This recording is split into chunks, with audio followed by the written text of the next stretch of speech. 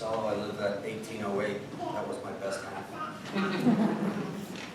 Without trying to repeat too many things that Teresa just talked about and other members of the community, even though we're a small sample, about 4 or 5 folks speaking up here, I bet there's probably 750 plus that would like to get in line and speak the same words we're about to speak. Why shouldn't we? We should be allowed to.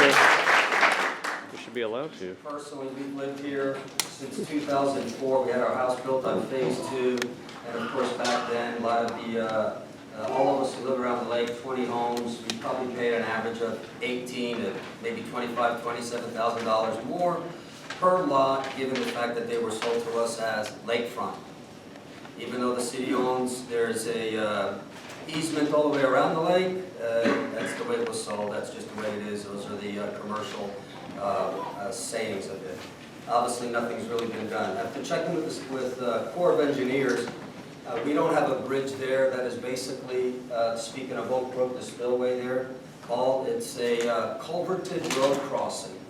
Basically no different, nothing else, according to the engineers of this city, which we find pretty reprehensible now that we were told, just told here that the city has no ordinances to help citizens downstream to keep them from being flooded or keep them from being more endangered other than the normal flow that Gap Creek is supposed to have. Gap Creek is a hardened basin. I sent video to Miss Ellen Norville, and there's a minute and 15 seconds of how wide that basin gets of rushing water, and those 3 little holes just don't hold up. I'm positive the ADEQ, I'm not sure if they've been involved in this, but they probably need to get involved because Gap Creek River is part of their responsibility, and they're supposed to be kept in the loop whenever the flow of water exceeds its normal basin. And we know it's exceeding its normal basin by a long shot. The Highway Department, were the percolating calculuses completed with those 29 or 34 starting at Oak Brook going west, going west from Oak Brook to Matco, all those storm drains that work their way into Gap Creek to be only handled by 3 tiny little culverts with no provisions from the city to help out all the neighbors downstream. And we all know about stuff that flows downstream, right? We all know it starts with BS and flows downstream.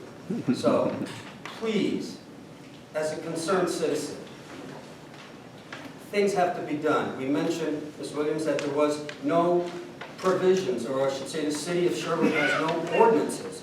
Don't we all find it reprehensible that the city doesn't have any ordinances to help people downstream? Maybe we need to relook at those rules and regenerate those rules as others have done in other cities who care about their citizens downstream. Have you seen the water that comes off of the middle school during the rain? I bet you most of you have not. Watch it. It is probably way more than 27,000 gallons a minute coming through there.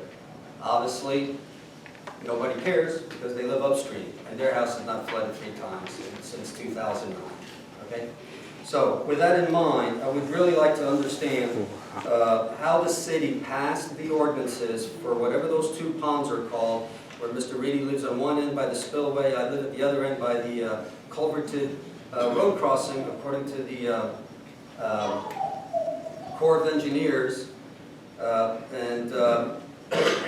What are those water retainers there?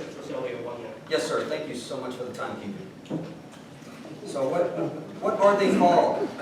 What's the use of them? If we don't want mosquitoes, and first of all, I want to thank so much, even though whether this gets passed or not, I want to thank the developers for thinking ahead and creating something to retain all that water.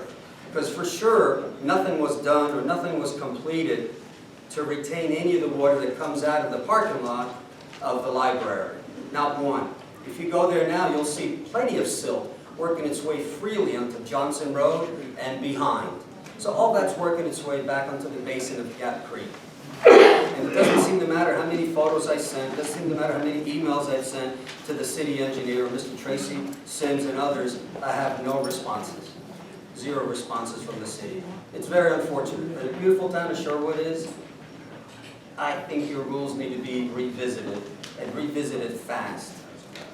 I thank you for your time. Thank you for letting me know, keeping me up to time. And I want to just make sure the highway department, as well as ADEQ, is involved in your planning, is involved in the planning you guys are putting together, to make sure we don't get flooded again, because if we do, there's another $84,000 gone. This is 3 times. I really appreciate it. Maybe the city can pick up this tab for me. It would really be nice.